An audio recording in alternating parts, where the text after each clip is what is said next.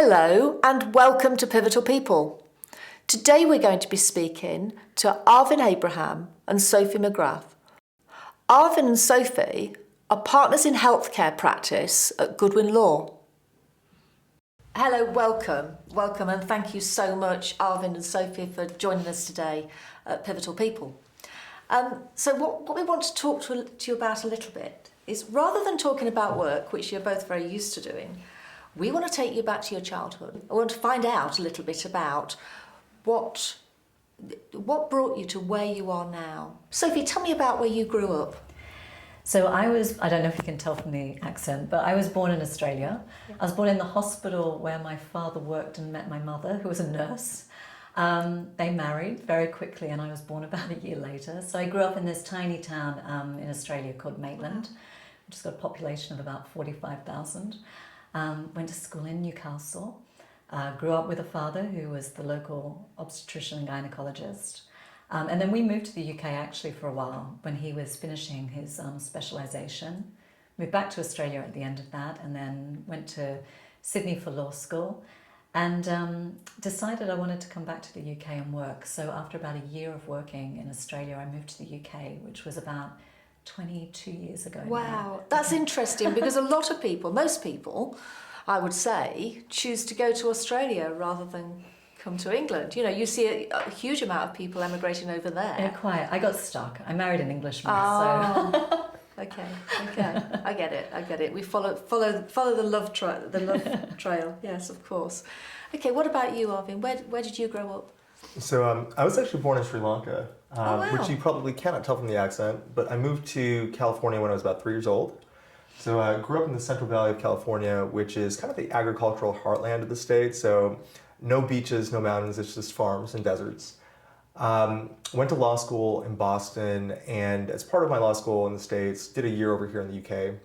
Did not think I'd end up moving back, but had the opportunity to do a 2-year stint in London when I was maybe about a third-year associate. So came over to London in 2012, loved it in London, and decided I don't want to go back. So I have stayed here ever since, and still loving London. Yeah, it's interesting that you say you were born in Sri Lanka with all those beautiful beaches, and then you end up moving away too. So do you still have connections in Sri Lanka? You know, it's funny. So my mother's side of the family is still there. And I should mention, you know, like Sophie, my mother is also a doctor. So she's also an obstetrician, which is interesting that we have that in common. Yeah. And it's a little bit weird because in my family, I am literally the only non-doctor. So my sister's a doctor, my brother's a doctor, and here I am, the lowly lawyer. In healthcare? In healthcare, yes. So I kind of gravitated towards an area where I guess subconsciously I had some familiarity. Yeah, that's right. Yeah. So, Sophie, going back to your education, what brought you into the healthcare domain of what you do? Yeah, I always had, I joke, growing up with a doctor and being the second person in the extended family to go to university, so the only other person in the family who'd been to university was my father. Growing up, Dad would have liked me to have been a doctor, and Mum would be on the other side of it going, there's no bloody way she's going to be a doctor when she grows up. And because we had no lawyers in the family, we had no one to tell us any better than, as to whether law was a good choice or not. But growing up with Dad, I felt I wanted to do something different. I didn't think I would be necessarily suited to the same, being a medical practitioner. Mm-hmm. But I was still really interested in it, you know, the treatment of people, health, wellness. I studied economics and law at university, so I was interested in the healthcare economics side of it as well. So when I came to law... That's interesting, by the way. I also studied economics. Did you? Before law school. It must have been... twinning. Yeah, exactly. There's a lot of similarities between you two. It must be a generational thing. When I came to law, of course, at the beginning, you do everything, but I always gravitated to the stuff that had more of a life sciences, healthcare focus to it, because I found it interesting, and I think I had some family background in that stuff, and so I could see it from more than just a business angle. You know, I could see what it looked like in reality to deliver those services and run a business in healthcare. That does make sense. I mean, I think what we found during all of these interviews is everyone that we've spoken to, without exception, has got something that has brought them into the healthcare field in their past. Something that's made them, or something that's inspired them, or someone that's inspired them to do that. So really interesting that I'm right again. You know, I've found another person who's got a healthcare background. Well, you're clearly very wise, Tina. No, I've just been in healthcare a long time. So what about you? What brought you from you know, to get into the healthcare division of where you are now? Well, I think, you know, similar to Sophie, I kind of grew up with medicine and healthcare in my blood. So, you know, I mentioned my mother and my siblings being doctors. In my extended family, I would say the predominant profession is medicine. So, you know, I have an aunt that's a doctor, I have an uncle that's a doctor, and I just grew up with all these people talking about their medical practices, etc. As a child. Now, did I think about becoming a doctor myself? Yes, but I do not like blood. No. It makes me queasy. That's a little bit of a problem. Yeah, it is a problem. It is a problem. It's a barrier to entry. Yeah, exactly. Yeah. But then it is. You talk about it being in the blood. I think it is. I think it does. I've got my children. My daughter's a nurse. My son studied healthcare for a length of time, and I think that you. Because if you're passionate about something, which I'm sure your parents were, I do think you inspire your children to do that too, or to go down that sort of route. So tell us a little bit about what you're doing now, and what you're doing together at work, and what you're doing in the healthcare field. Yeah. Do you want to start? Otherwise, I'm happy to. Sure. So I work in the life sciences and healthcare team at Goodwin, which is an international law firm. I spend a lot of my time on the life sciences side, so working with companies developing new drugs for patients, everything from very, very early stage novel technologies through to much later listed companies, some with products now that are approaching commercialization and full regulatory approval. But also then on the healthcare side, which in my group is a broad church that ranges from digital healthcare through to medtech, med device, diagnostics, care homes, all the things that come into running a care home, the products you would use and the services. And we're helping these companies get funded. We're helping them with their commercial arrangements. We're helping them with hiring people, setting up the equity incentives plans you need in these companies. So just the regulatory issues, everything you could need from a legal perspective to run that type of company. Fascinating, absolutely. Yeah, and I think as well, one of the things, I've worked in healthcare a long time, in care homes particularly, and I do think there's a lot of people that work in care homes that have no idea what goes on with that medication they're giving out every day. You know, we have new drugs, we have drug trials, we have all sorts of things that we don't see what you see from your side of it. Yeah. Do you want to add anything to that?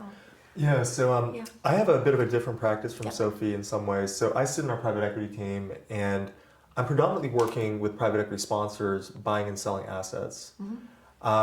Where Sophie and I overlap is we're trying to work together to create a healthcare-focused practice at Goodwin, which, as Sophie mentioned, is a broad tent in how we look at healthcare. So it includes things like diagnostics, medtech, etc., and very much a focus on healthcare services as well.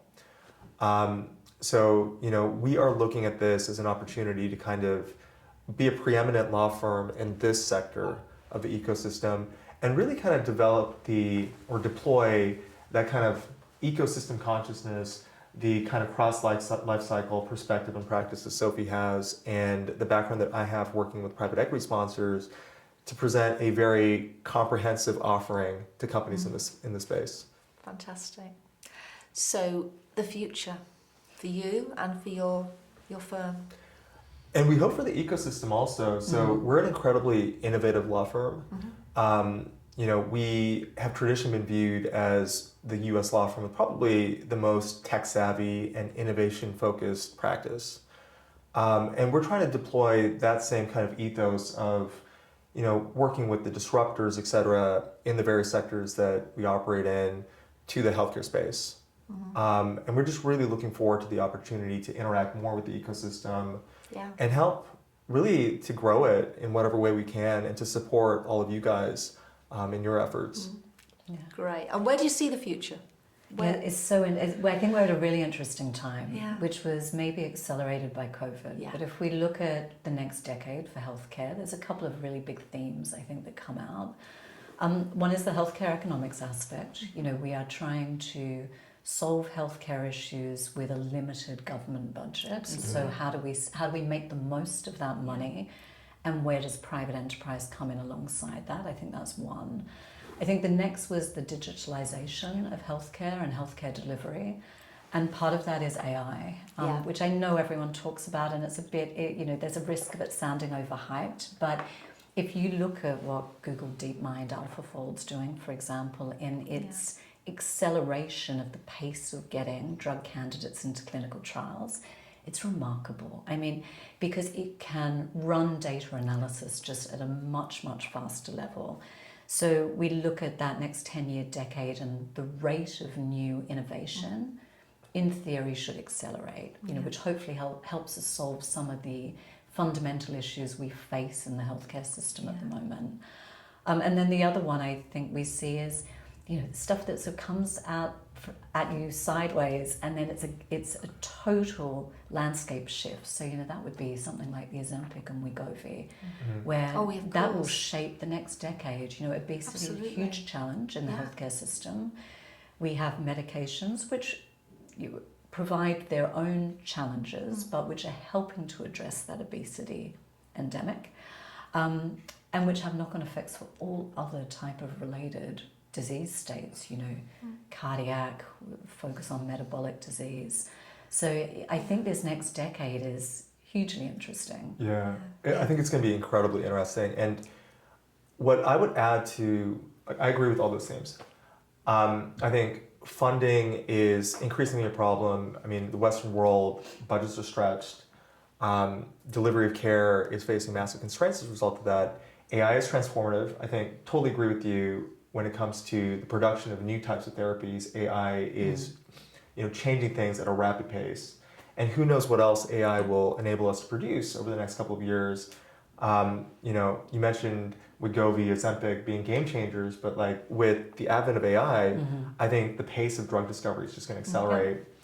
What I'd add to what you said is we're also experiencing a period of very rapid demographic change. So the baby boom generation is aging, and the need for utilization of care services is going to be increasing exponentially as a result. And you have paired with that demographic change also a change in lifestyles. So the sad reality is, family units are different these days than they were, say, in the 1950s, and the elderly tend not to live with their kids. Again, putting more of an emphasis on care services.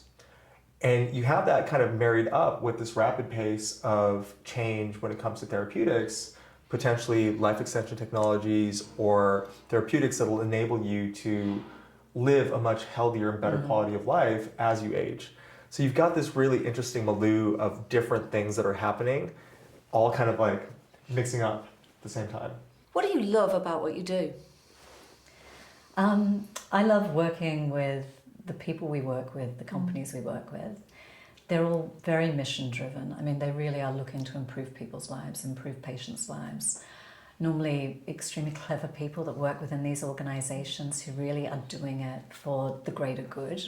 That's a real privilege to be able to do that, and to see how the intersection, so you talk about in the care home, all the little bits that make up the ability to deliver that service.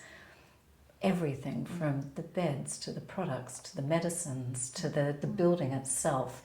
That whole value chain, we love working across that full value chain. Yeah, and I think we're also really lucky working at Goodwin because we have this unique role where we get to be facilitators between capital and some of the most innovative parts of the economy. I think, I see us as being at really the intersection, as you said, of being able to put together deals and bring people together that can really spur on positive change in this ecosystem.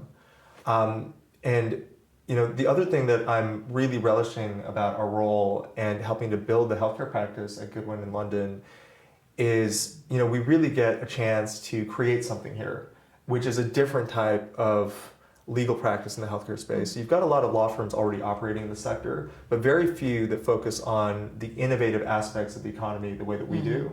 And really that opportunity to bring together kind of the disruptors in the life sciences and technology space together with traditional providers of healthcare services. I think it's a really exciting opportunity. And we talked about how the world is changing. We'd love to be part of that change. Lovely, thank you. Thank you very much. That was thank really, you. really lovely, and Thank you. and thank you for coming. Thanks, Tina. Yeah, Really pleasure. appreciate it. Thanks for having us.